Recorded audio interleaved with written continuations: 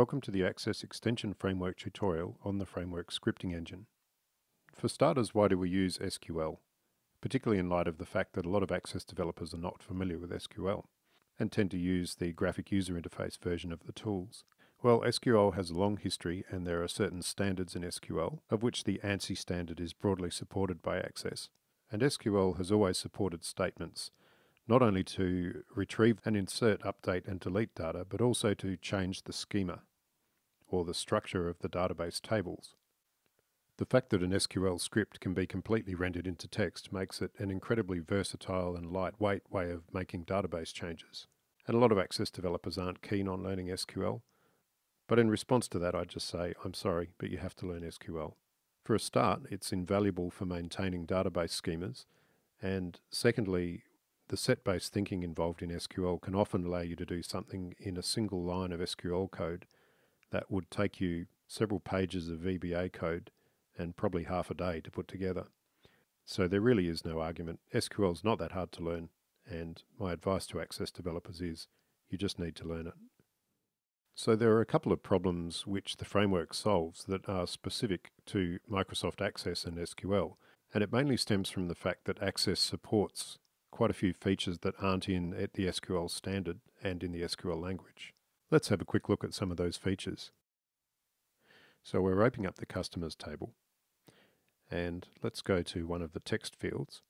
We have required yes, which is equivalent to nullability of the field, and then we've got this other one called allow zero length. Now in Access, if you look at the underlying design of the fields, that's actually a first-class property in relation to the tables, but there's no equivalent to this in SQL. And we've got all these other properties as well. So one of the disadvantages is, for example, the caption here. If we use SQL to insert this column into our back end in order to roll out changes to our database, we're going to lose this caption property. So the extension framework offers us some scripting extensions to deal with these issues.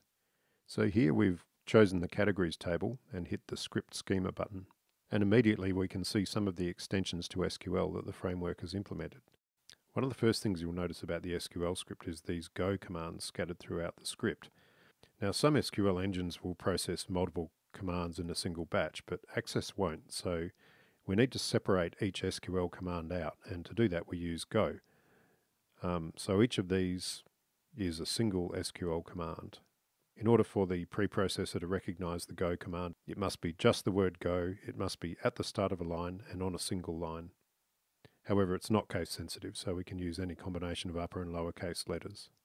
So this schema script is designed to drop and recreate the table from scratch, and we can see the first command, drop table categories, is normal SQL, and then with exists is the extension.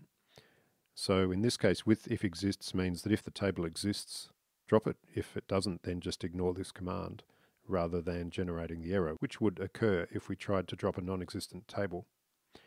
You can also see the create table command here. This is normal jet SQL, but then we've also got this set property statement here. So what this set property statement does is add the caption property to this field and give it the value of category ID, and the caption is always of type memo. We don't really need to remember that because we have this scripting tool which can generate the properties for us. And another thing that you'll notice here if you are familiar with SQL is this not null string clause here. So that relates to the allow zero length property that we were talking about before. And the SQL extensions allow that to be manipulated in a similar way to the not null property by including not null string or null string on a text field. You can also see down the bottom here we've got this auto number fix command. So this deals with a bug in Access linked tables, which can lead to the next auto number value being messed up when we have done an insert into the auto number column. So the instruction manual has an excellent section on the SQL extensions, and I'd encourage you to read that. And this tutorial is really just a quick overview of some of the extensions. Now I'm just dropping into the Edit Scripts window to show you some of the directives we can use, and I've also copied the script from the script generator page into here in case we need to edit it. So first of all, remember we talked about the null string or not null string. So there's a setting we can make for the entire script. We usually make it at the top of the script. Set allow empty string mode. We've got always specify, default on or default off. So if we set this to always specify, then it requires that for every text field we either put null string or not null string, or it will flag an error. If we choose default on, then it will always assume that null string is true, and we need to specify not null string if we need that. And default off, it will always assume that not null string is the case, and we need to put null string in to tell it otherwise. So when we create scripts, the scripter uses always specify when it's generating the script, so that it doesn't really matter which one of these we have. If we use the text straight from the scripting engine, then it will work for us, because it will always specify null string or not null string. If we don't like null str, we can also change the empty string keyword, so we can actually set that to be something else. If we set empty string keyword to be fish, then we would change this and write not fish. Although I wouldn't really encourage that as a descriptive keyword. Using these directives, we can also set pre-processing SQL on and off. So for a particular section of your script, you may just want to turn the script pre-processing off, which means that the script will just be fed straight through to the SQL engine. Although it does do just enough pre-processing so that if you switch set pre-process SQL on again, then it knows to switch it on. But apart from that, it does no processing of that section of the script at all. So we talked a minute ago about how set property works to set the field properties, and we can set any of those field properties that we saw in the table design screen. But the easiest way to do it is to set them in using the GUI and then come in here and do the script, and that will automatically pull out any property that's not set to its default value.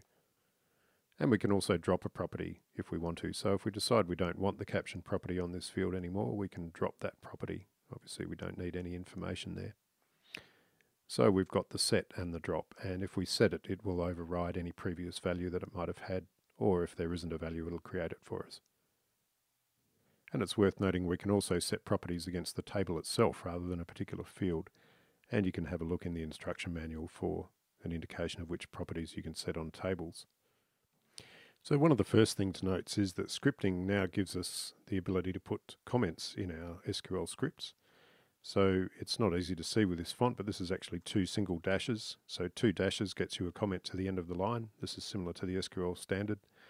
And a / and asterisk opening and closing brackets gets you a multi-line comment. And note that if a multi-line comment contains a go, which is normally the end of a particular command, that will be ignored in this case. So let's have a look at a couple more miscellaneous features.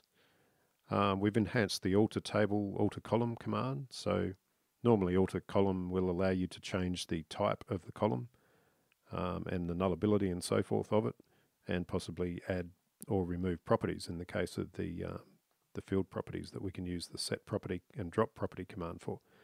We've also added this toName switch, which also allows us to rename the field itself. So this command, for example, would change the category name field to have a name of category 2. And that can be used along with the normal changing of type and so on that the alter column allows us to do, or it can just be used by itself. We've got a command called turn off local subdata sheets. That's either can be applied to a single table or to all tables. The subdata sheets feature is one that was added fairly recently to Access, and it can cause corruption of tables, so it's something that some developers like to turn off. And this gives you a one-line command to do that. The create query command, there is a create query in native Access, but it's fairly limited. You can't put parameters, for example, into the query. This one's a lot more flexible, and it also allows you to use create query or create view. So the word view can be substituted for query here, and it will work in exactly the same way. So that's just pretty much a random overview of some of the things it can do.